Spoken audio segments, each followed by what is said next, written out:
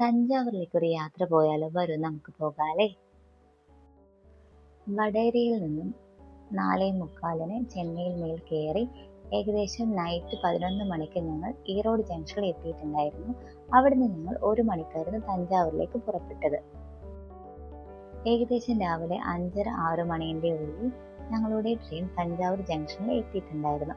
അവിടുന്ന് ഒരു ഓട്ടോ പിടിച്ചിട്ട് ഞങ്ങൾ ബുക്ക് ചെയ്തിട്ടുള്ള രാംനാഥ് ഹോട്ടലിലേക്ക് പോയി. അവിടെ നിന്ന് ഞങ്ങളുടെ യാത്ര തുടങ്ങി. രാജരാജേശ്വര ചോളൻ നിർമ്മിച്ച തഞ്ചൈ പെരിയ കോവിലേക്ക്, നമ്മുടെ തഞ്ചാവൂർ അമ്പലത്തിലേക്ക്.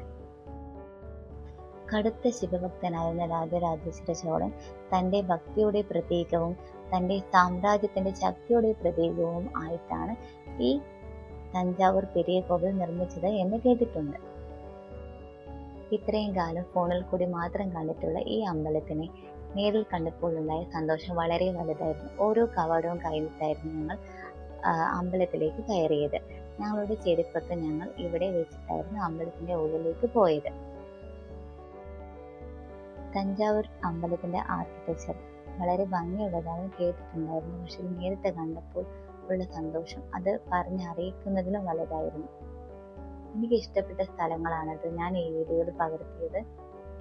അങ്ങനെ ഞങ്ങളുടെ ഒരു ഡെസ്റ്റിനേഷനും കൂടിയായ തഞ്ചാവൂർ ഞങ്ങൾ കംപ്ലീറ്റ് ചെയ്തെന്നുള്ള സന്തോഷത്തോടുകൂടി ഞങ്ങൾ 4 പേരും ഇവിടെ നിന്നും ഞങ്ങളുടെ ഇതിനടുത്ത ഡെസ്റ്റിനേഷനായ മറാത്ത പാലസിലേക്ക് തിരിക്കാണ് കേട്ടോ.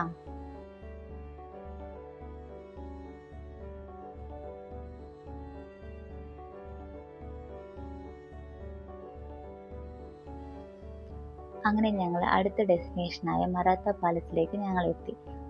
മറാത്ത പാലസ് കണ്ടതും ഞങ്ങൾക്ക് വളരെയധികം സന്തോഷമായി.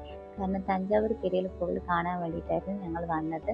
അതിൻ്റെ അടുത്ത് ഇങ്ങനൊരു കൊട്ടാരം കൂടി ഉണ്ടെന്ന് പറഞ്ഞപ്പോൾ ഞങ്ങൾക്ക് അതുകൂടി കാണാൻ വേണ്ടിയിട്ട് പറ്റിയതിൽ ഞങ്ങൾക്ക് വളരെയധികം സന്തോഷം ഉണ്ടായിരുന്നു.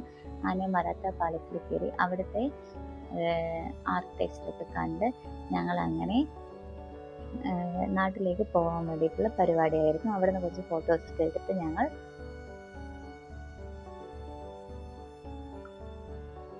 ഞങ്ങൾ നേരെ നാട്ടിലേക്ക് വന്നു.